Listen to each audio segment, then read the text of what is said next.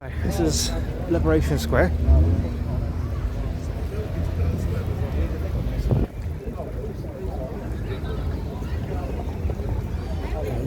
Don't know what it was called before Liberation Square. I believe before it was Liberation Square, it was just a car park.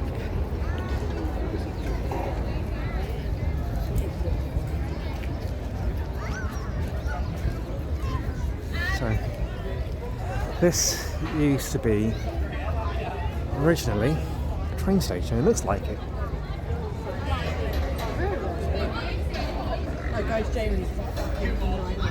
It looks like it, don't it?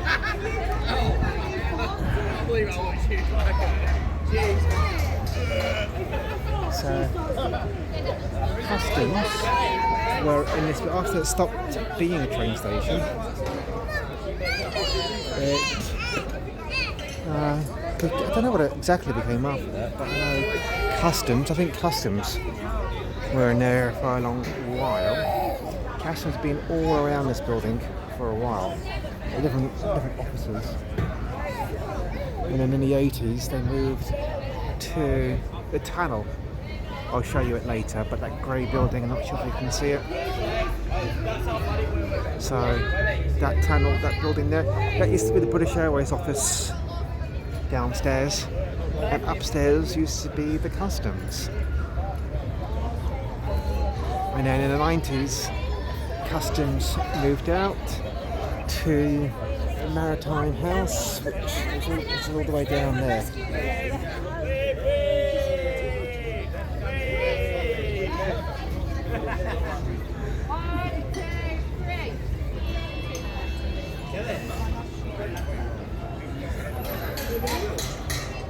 So Pom D'Or, famous hotel in Jersey. You know, Hotel de France, Pom D'Or, probably two most famous hotels in Jersey.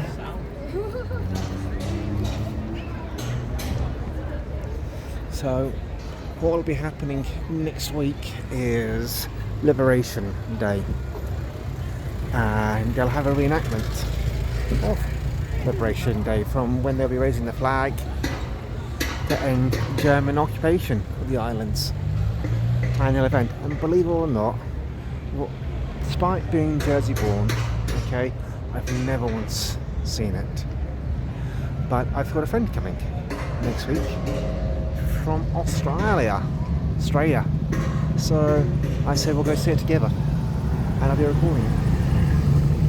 Nothing really anything special.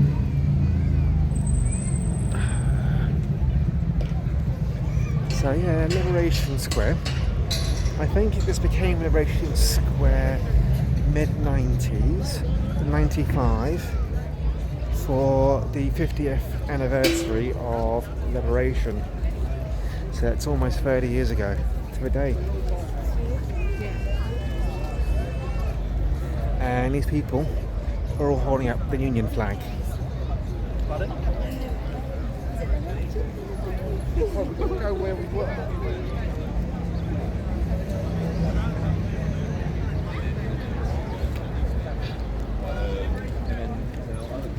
They're even taking down the things. I'm going to go back tomorrow.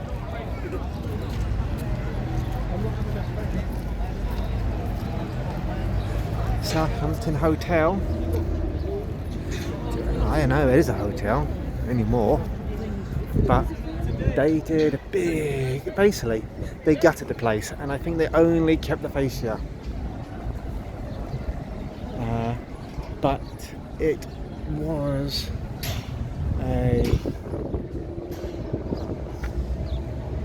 it used to be very popular, bit of a rundown, like they had bars downstairs, like Merchant Traders was a big popular bar, bit of a dive bar, but yeah, that was very popular back in the 80s and 90s. And this area is called the Weighbridge, was called the Weighbridge, I don't know what they call it now. Probably like Liberation Plaza, I don't know. Weighbridge Plaza, I don't know. But what used to happen was all the goods used to be weighed here before going in and out of the island. It was a weighbridge, and this is where the bus terminal was, and there was no, I think there was perhaps a ticket station. You see, like, this is the Royal Yacht, and I think that used to be a bus garage. That wasn't, yeah, I think that was the bus garage there. And yeah, that would have been the bus garage. And I suppose you could probably buy tickets on the bus from the bus shed, wherever it was. And then with them losing the bus contract, JMT or JTM, they sold it to the Royal Yacht. And then once they built in the noughties, they built Liberty Station over here. They just paved it over, made it pedestrian area, and that's a pretty good thing, you know. And you used to be able to get your driving lessons from here. So all the driving instructors would be lined up outside where Royal Yacht is, the Society de Jersey and everything else.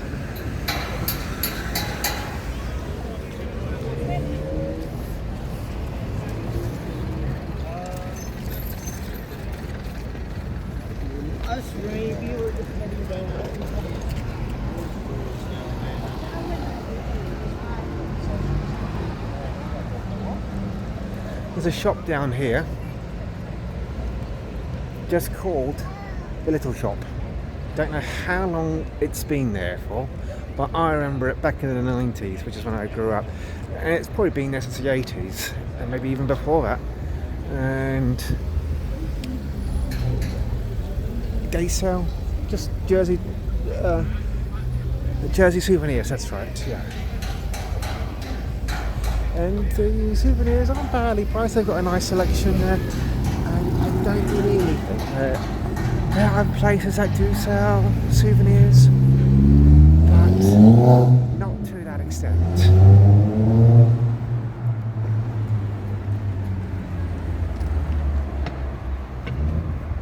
There's the Liberation Station, and before this built, this was nothing. It was a gravel car park. Yeah, just a gravel car park. And all along here used to be warehouses. Yeah, old buildings. Not sure if you can see it there. But it's all old buildings. And I think that could have been, I don't know if it was, but it could have been the nightclub Platinum, and I don't know what it was called, but before it was called Platinum there was a place called Follies does Mar, and it had a bar next to it called Gavilon. So I'm not sure which one it was. It could have been this place, because this one doesn't really look, because I can see an arch there, and there was never an arch. Okay, and I don't think that's like a recent addition. So I'm guessing that to me kind of looks like it, where it would be. It would be probably here where Platinum or Follies used to be. So you'd have here where it says Alex Pico, and then where Cooley House is, it would be Follies, and there'd be a door just between the two you could walk through. And I think like Babylon would open up first.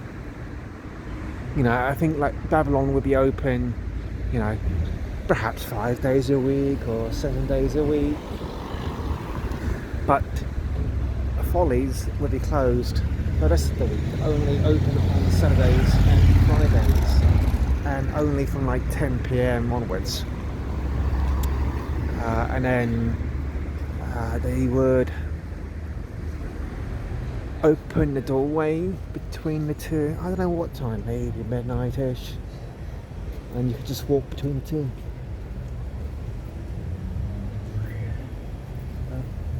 Quite expensive even then. It's expensive now. It was expensive then. There's hardly nightclubs left in Jersey.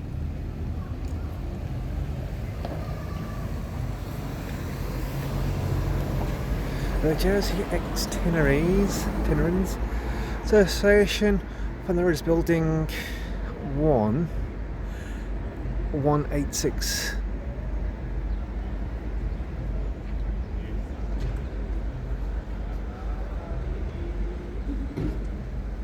So I'm not sure what I was trying to say. So the Jersey Ex-Internees Association from the Readers Building. It's 1,106 English Protestants were deported to Germany in September 1942. In 1943, a further 89 were deported to another location in St. Helier. So, what would have happened was, in the occupation, there would have been a lot of deportation.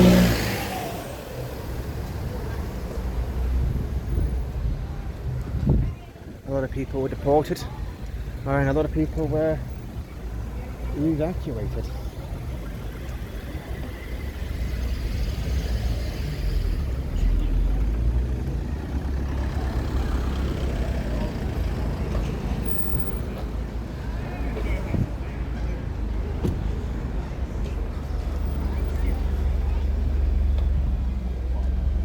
And what happened as well when all the youngsters were evacuated to England, you know, like Jersey French, I wouldn't say it was widely spoken, but, you know, Jersey French was spoken. And then after the war, everybody just came back speaking English, all the kids, because, you know, in England, who spoke Jersey French? Anyone.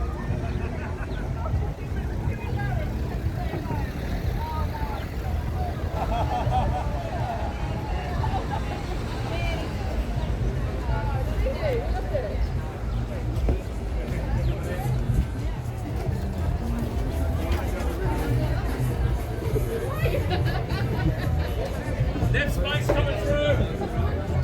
Okay.